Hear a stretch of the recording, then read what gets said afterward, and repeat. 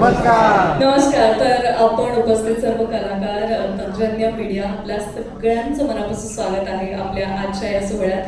आपल्या चित्रपटाच्या ट्रेलर लॉन्चमध्ये पुन्हा एकदा तुमचं मनापासून स्वागत. पण त्याआधी सांगताना खूप आनंद होतो की आपल्या टीझरला प्रेक्षकांचा भरभरून प्रतिसाद मिळाला होता. लाईक, कमेंट आणि शेअरच्या माध्यमातून त्यांनी आपलं प्रेम आणि उत्सुकता आपल्यापर्यंत पोहोचवली होती आणि त्यामुळे त्याच उत्साहाने आणि उत्सुकतेने आपण आपल्या आजच्या सोहळ्याची सुरुवात एकदा टीझरची पुन्हा एकदा झलक पाहून करणार आहोत. त्यामुळे एकदा जोरदार टाळ्या सुरुवात. खरं तर कुठलीही कलाकृती पडद्यावर येण्यासाठी त्याला एका ताकदीची गरज असते आणि ती ताकद असते निर्मात्याची.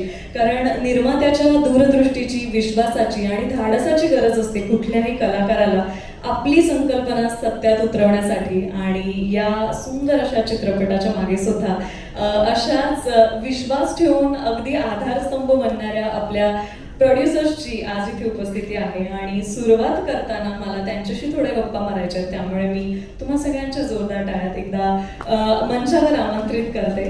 प्रफुल्ल सर,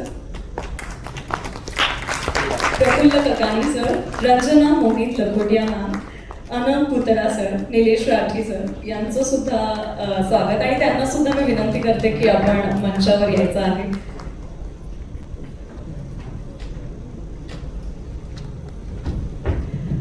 नमस्कार.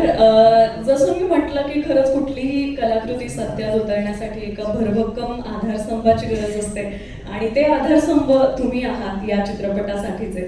त्यामुळे अर्थात पहिला प्रश्न तुमच्यासाठी की निर्माता म्हणून कुठलीही गोष्ट निवडताना फार जोखमीचं काम असतं आणि कारण त्यासोबतचा प्रवास खूप मोठा असतो. ही गोष्ट निवडण्यामागचं तुमचं कारण काय? जेव्हा आपल्याकडे काही स्क्रिप्ट येत राहतात, 5 स्क्रिप्ट आल्या होत्या, तर एक हे जे स्क्रिप्ट होती निखिल वैरागर नक्षत्रांनी आम्हाला एक्सप्लेन केली आणि हा जो विषय होता हा वेगळाच होता. आत्तापर्यंत हा विषयाबद्दल कोणी बोललं नव्हतं. तर त्याच्यामुळे आमच्या पार्टनरने डिसाईड केलं की आम्ही या पिक्चरवर इन्व्हेस्ट करूया, प्रोड्यूस करूया, जास्तीत जास्त लोकांना हा मेसेज पोहोचवूया. एक रिॲक्शन जर मी तुम्हाला विचारली स्क्रिप्ट ऐकल्यानंतरची, एक रिॲक्शन काय होती तुमची? नाव फार बेस्ट आहे. नाव फार बेस्ट आहे. खरंच फार कुतूहल निर्माण करतंय ते नाव. आणि कसं असतं ना, जेव्हा कोणी विद्यार्थी शिकत राहतो त्यांच्यासोबत तुम्ही 10 सब्जेक्ट ठेवतात, out of which he select only 1 subject जिसमें उसको कॉन्फिडेंस आता है. द नेम शो कि ये पिक्चर की थीम है, अंबर शो की नाम उसे हिट कर सकता है. That's it. उसी के लिए हमने ही कथा तुम्ही निवडली. आता नावाचा विषय निघाला, त्यामुळे हे नाव ज्यांना सुचलं आणि संकल्पना ज्यांच्या डोक्यात अवतरली असे आपले लेखक दिग्दर्शक निखिल वैरागर सर यांना सुद्धा मी मंचावर आमंत्रित करते. एकदा जोरदार टाळ्या झाल्या त्यांच्यासाठी. धन्यवाद. नावाविषयी पोस्टर रिलीज झाल्यापासूनच कौतुक सगळ्यांच्याच मनात होतं, कुतूहल होतं. हे नाव कसं सुचलं याविषयी काय सांगा? ऍक्च्युअली हीच तर आमची स्ट्रॅटेजी होती की म्हणजे आम्ही आता भरपूर इंटरव्ह्यूज केले. ते इंटरव्ह्यूज करताना पण आम्हाला सगळ्यांनी सगळ्यात पहिला प्रश्न विचारला तो म्हणजे नाव ह्या चित्रपटाचं काय. तर ह्याच्या मागे पण एक बॅक स्टोरी आहे. म्हणजे ती बॅक स्टोरी अशी आहे की आम्ही ज्यावेळेस हा सिनेमा प्रमोशन करायचं ठरवलं त्यावेळेस आम्ही विचार केला की ह्याला थोडं अडल्ट पद्धतीने आपण प्रमोट करूया. कारण की कसं होतं की आपण आता सोशल मीडियावरती आपल्याकडे मोबाईल आलेले आहेत आणि जेव्हापासून सोशल मीडिया आपल्याकडे आलेला आहे ना तेव्हापासून त्याचे दोन्ही परिणाम आहेत. म्हणजे वाईट गुण पण आहेत आणि चांगले गुण पण आहेत. पण काय होतं की पुरुष मंडळी 70% प्रमाणात जी पुरुष मंडळी आहे ना ती ज्यावेळेस एकट्यात मध्ये असते त्यावेळेस त्यांना काही सजेस्टेड ऍप येतात, जसं की पोर्नोग्राफी असेल किंवा काय असेल, ते लगेच त्या ऍपवरती जाऊन क्लिक करतात. आणि असे लोक बसलेले आहेत मागं की ते हे कांड करणारे, जसं सेक्स्टॉर्शन म्हणा किंवा हनी ट्रॅप म्हणा, हे सगळे लोक काय करतात, ह्या लोकांना अट्रॅक्ट करतात आणि त्यांना त्यांचा डाटा त्यांच्यापर्यंत पोहोचतो. जसा तो डाटा पोहोचला की ते त्यांना विशिष्ट पद्धतीने ब्लॅकमेल करायचा प्रयत्न करतात. मग ह्या हनी ट्रॅपिंग मध्ये बरेच लोक आपला जीव देखील गमावतात, अनेक कोट्यवधी रुपयांचं नुकसान होतं. आणि मग अशा पद्धतीने आम्ही ह्या टॉपिक वरती डिस्कशन करताना आम्हाला सुचलं की बाबा ह्याला एक योग्य ते नाव असावं. मग ते नाव काय की आंबट शौकीन, कारण की ह्याच्यामध्ये सगळे आंबट शौकीन अडकले जातात. की नाही, ह्याच्यामध्ये सगळे दादा अडकले तर ते आंबट शौकीन लोक. म्हणून आमचं माझं आणि अक्षयचं लिहिताना बोलणं ठरलं की आंबट शौकीन हे नाव या सिनेमाचं असावं. अच्छा, हा शब्द कोणी सुचवला स्पेसिफिकली? तर काय झालं ऍक्च्युअल मध्ये ही गोष्ट आहे ना लॉकडाऊन मध्ये पॅन्डेमिक मध्ये आमच्या एका मित्राला बद्दल असं ही सगळी गोष्ट झाली. त्याला एक व्हिडिओ कॉल आला. त्या व्हिडिओ कॉल मध्ये त्यांनी त्या मुलींनी त्याचा व्हिडिओ काढला आणि व्हिडिओ काढल्यानंतर त्याला ब्लॅकमेल केलं की मी तुझ्या ह्या लोकांचे नाव आहेत त्याच्या सगळ्या फॅमिलीचे त्याच्यामध्ये मी हे पोस्ट करेल म्हणून. तो घाबरला. त्यांनी तात्काळीने आमच्या दोघांना बोलवल्यानंतर त्याने म्हटलं की मी असं ह्या फंड्यामध्ये अडकलो बाबा, आता मी काय करू. तर मी त्याला म्हटलं तू घाबरू नको, आमचे काही कॉन्टॅक्ट्स आहेत, आम्ही ते युटिलाइज करून तुला ते वाचू. आम्ही ते सांगितलं काही लोकांना, त्यांनी तात्काळीने ते व्हिडिओ वगैरे सगळे डिलीट करून टाकले आणि तो वाचला.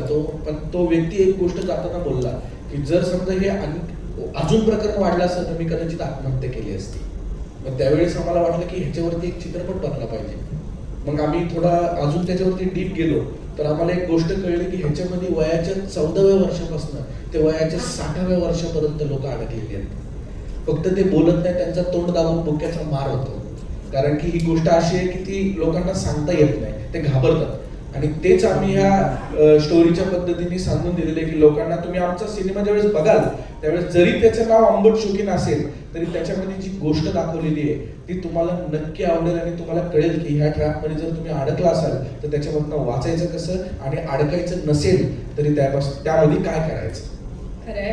फक्त करमणुकीचा हा विषय नाहीये, तर समाजात सध्या जे घडतंय त्यावर एक खूप चांगलं विधानही तुम्ही केलेलं आहे. आणि विनोदाच्या माध्यमातून जेव्हा आपण अशी कुठली तरी गोष्ट पोहोचवतो तेव्हा ती प्रेक्षकांपर्यंत जास्त सखोल पोहोचते. पण तेवढी जोखमीची पण गोष्ट असते ती विनोदाची धुरा सांभाळणं. विनोद शैलीतून आपण भाष्य केलं पाहिजे हे आधीपासूनच सुचतानाच विचार केला होता की ठरत गेलो?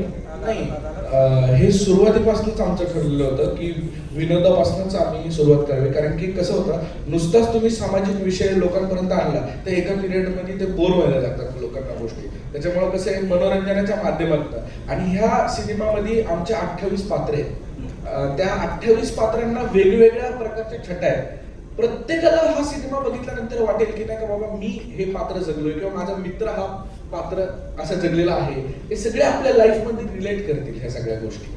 आणि ते पात्र वठवणारे एकापेक्षा एक धुरंधर कलाकार आम्हाला टीजरच्या झलकमध्ये पाहायला मिळाले. ट्रेलरमध्ये आणखी पाहायला मिळणार आहेत. पण थोडासा विषय आणखी हलका फुलका करण्यासाठी एक शेवटचा प्रश्न.